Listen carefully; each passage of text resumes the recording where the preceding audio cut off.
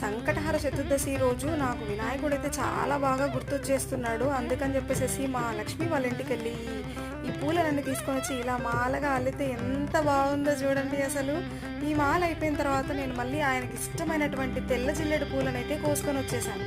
So ఈ పూలని మధ్యలో ఉన్న చిన్న బుడక ఉంటుంది కదా, అది దాన్ని మొత్తంగా తీసేసేసుకొని అన్నీ ఏం చేసేసానంటే సూతితో మాల గుట్టేసేసి ఆ వినాయకుడి కోసమని చాలా ప్రేమగా ఆయన్నే అనుకుంటూ ఈ మాలను అయితే కట్టేశాను.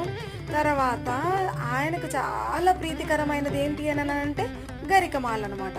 సో ఈ గరికమాలను కూడా చక్కగా దారంతో అల్లేసేసేసి ఆయన కోసం నేను చాలా ప్రేమగా ఈ గరికమాలను అయితే తయారు చేశాను.